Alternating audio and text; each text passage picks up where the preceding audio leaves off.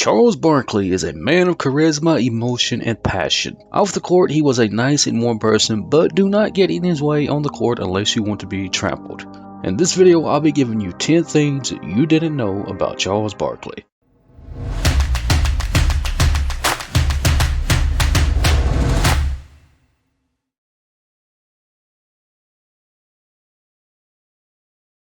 What's poppin' peeps? Welcome back to another video. Thank you so much for stopping by. I highly appreciate it. If you're new to the channel and you love NBA content, be sure to subscribe with those bell notifications on.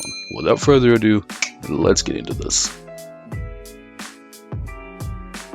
Charles Barkley started his NBA career with the Philadelphia 76ers. When he arrived, the team was just a year removed from the NBA title and had a stocked veteran roster including Dr. J and Moses Malone. For Barkley, he did not need a major transition into professional basketball. This was evident during his rookie year when he averaged 14 points and 8.6 rebounds per game, thus earning his way onto the NBA All-Rookie team. Born in Leeds, Alabama, only 10 miles from Birmingham, Barkley attended Leeds High School. As a junior, he already stood 5'10" and weighed 220 pounds. Ironically, he failed to make the varsity team and was named as a backup. However, during the summer between junior and senior year, he shot up to 6'4", thus earning him a starting position on the varsity team. During his senior year, he averaged 19.1 points and 17.9 boards per game to lead his team to a 26-3 record en route to the state semifinals. Barkley was born underweight and with numerous health problems. He had so many issues that at 6 weeks old, baby Charles was given a blood transfusion. Luckily for him, his family, and the basketball world, he recovered and grew to be 6 foot, 6 inches, 250 pounds of a power forward during his prime. He specialized in rebounds, and that was mainly due to his aggressiveness on the court as well as his size. This was a long way from his birth weight. When Barkley used to watch television, and he still may do this by the way, he used to gnaw on the remote control, especially if he was watching an important basketball game. He chewed up one of his remotes so bad that it eventually became completely unusable. Maybe he was nervous, maybe he was anxious at the outcome of the game, who knows. Nevertheless, I could see him chewing up players on the court, but the remote seems a little overboard.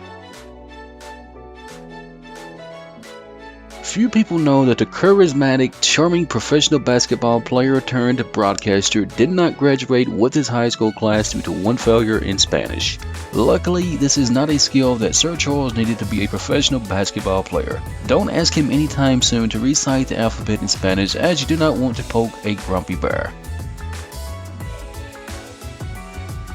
Unlike many 6'4" players in the NBA, Barkley was a nasty dunker. He once dunked the ball so hard into the hoop that he shifted the 2,240-pound basket support around 6 inches to the right. Keep in mind, these supports are secured into the court with concrete. He was so strong that he moved it half a foot. The league doesn't refer to them as power forwards for no reason. Barkley gained around 30 pounds between college and when he showed up at the Philadelphia 76ers, training obviously came. This is common with rookies who are entering the league. As a result, he had to run up and down the floor every night to shed those pounds. As a result of his rapid weight gain, he also showed up at camp with an infectious boil in his armpit that had to immediately be lanced. Unfortunately for his teammates and his opponents on the court, he had to disregard using deodorant for 1 week while the lanced boil healed.